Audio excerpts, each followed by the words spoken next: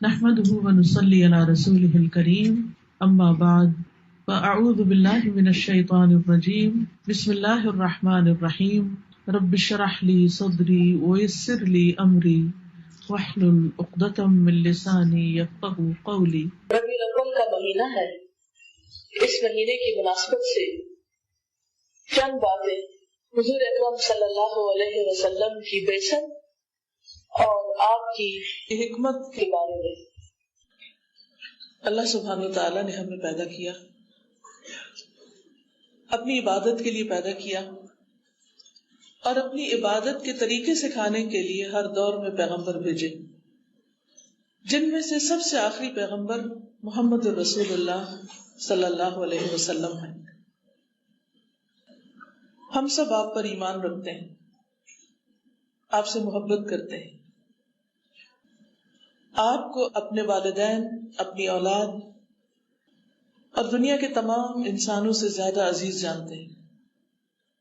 آپ ہمارے لیے وہ ہستی جنہیں ہم اپنی جان سے بھی زیادہ پیارا رکھتے ہیں، جن کی خاطر ہم جان بھی قربان کر سکتے ہیں۔ اللہ کے رسول صلی اللہ علیہ وسلم نہ صرف یہ کہ ہمارے حبیب ہیں، ہمارے محبوب ہیں، بلکہ وہ اللہ کے بھی محبوب ہیں۔ اللہ سبحانہ وتعالیٰ نے انہیں ایک بلند مقام عطا کیا ہے۔ اس کا اعتراف مسلمان تو کرتے ہی ہیں، لیکن غیر مسلموں نے بھی کیا ہے۔ آپ سب جانتے ہیں کہ 1978 میں ایک کتاب لکھی گئی تھی، نیو یارک سے چھپی تھی، ایک امریکی نے لکھی تھی، The 100 کے نام سے، 100 لوگ، یعنی دنیا کی تاریخ کے وہ 100 لوگ جنہوں نے سب سے زیادہ انسانی تاریخ پر اپنا اثر چھوڑا، سب سے زیادہ انفلوئنس تھا جن کا، اور ان میں محمد الرسول اللہ صلی اللہ علیہ وسلم کو اس نے نمبر 1 رکھا۔ نیوٹن کو نہیں رکھا، عیسیٰ علیہ السلام کو نہیں رکھا، کسی اور سائنٹسٹ کو نہیں رکھا، بلکہ محمد الرسول اللہ صلی اللہ علیہ وسلم کو رکھا، اور کہا کہ آپ دینی اور دنیاوی دونوں اعتبار سے دنیا کے کامیاب ترین انسانوں میں سے نمبر 1 ہیں۔ صرف دینی اعتبار سے نہیں، صرف ریلیجسلی نہیں، بلکہ دنیاوی میٹرز میں بھی۔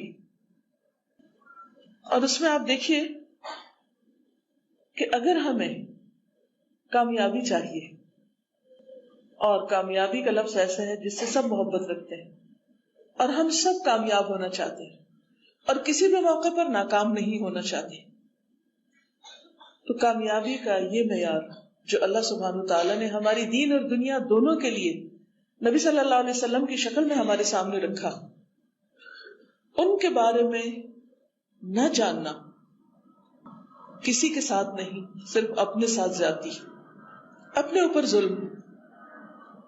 کیونکہ ایک طرف ہم کامیاب ہونے اور دنیا میں مقام حاصل کرنے اور آخرت میں کامیاب ہونے کی توقع رکھتے ہیں، اس کی ہم سب کو اس کی بہت شدید خواہش ہے، اور دوسری طرف کامیابی کا جو اصل معیار ہے، جو دنیاوی اعتبار سے بھی اور آخرت کے اعتبار سے بھی کامیاب ہے، ان کی زندگی کو ہم جانے ہی نہ، یا صرف سرسری طور پر اپنے سلیبس کی کتابوں میں یا کہیں کسی لیکچر کی شکل میں کچھ جان کر اگر ہم یہ سمجھیں کہ ہم نے جاننے کا حق ادا کر دیا ہے، تو یہ درست نہ ہوگا۔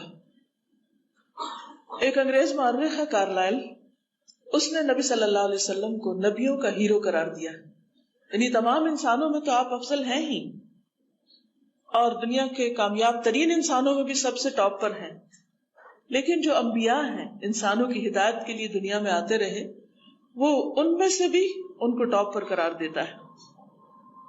اور یہ ایک حقیقت ہے کہ آپ صلی اللہ علیہ وسلم، آپ اپنے بچپن میں بھی ایسی شخصیت رکھتے تھے کہ جسے دیکھ کر سب متاثر ہوتے تھے۔ آپ کے دادا آپ کو دیکھ کر کہتے کہ ان لہذا الغلام لشأنا، کہ اس بچے کا مستقبل عظیم ہوگا، اس بچے کی شان بلند ہوگی۔ آثار کچھ ایسے ہی بتاتے ہیں کہ یہ ایک غیر معمولی بچہ ہے، ایکسٹرا آرڈنری۔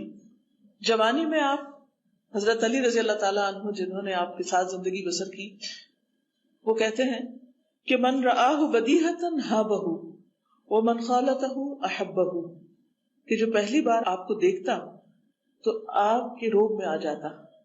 من رآہ بدیہۃ ہاں بہو، آپ اسے مروب کرتے، امپریس کرتے. ومن خالطہ، اور جو آپ کے ساتھ گھل مل جاتا، یعنی آپ کے ساتھ اس کا واسطہ پڑتا، معاملہ ہوتا، اٹھنا بیٹھنا ہوتا، وہ آپ سے سوشلائز کرتا، احبہ، وہ آپ. نبی صلی اللہ علیہ وسلم نے فرمایا اللہ نے 4 کلمات چنے ہیں، سبحان اللہ والحمد للہ ولا الہ الا اللہ واللہ اکبر. جس نے سبحان اللہ کہا اس کے لیے 20 نیکیاں لکھ دی جاتی ہیں، 20 برائیاں مٹا دی جاتی ہیں. جس نے اللہ اکبر کہا اس کے لیے بھی اسی طرح، اور جس نے لا الہ الا اللہ کہا اس کے لیے بھی اسی طرح. تو جتنے آپ کے اسٹیٹس ہیں پروفائلز کے، ان سب میں یہی تسبیح لکھ دیں، تاکہ صرف آپ ہی نہیں پڑھے بلکہ کوئی اور بھی پڑھے تو اس کو، اور ہر ایک کو یاد دہانی بھی کرائے. ڈیلی اپنے دوستوں کو، رشتہ داروں کو اپنے میسیجز پر یاد دہانی کراتے رہے، کیونکہ آپ کی وجہ سے جتنے لوگ پڑھیں گے ان سب کا اجر بھی آپ کو ملے گا، اور اس سے آپ کی نیکیاں کئی گنا زیادہ ہوگی. سبحانک اللہم و بحمدک، اشہد ان لا الہ الا انت، استغفرک و اتوب الیک. السلام علیکم و رحمۃ اللہ وبرکاتہ.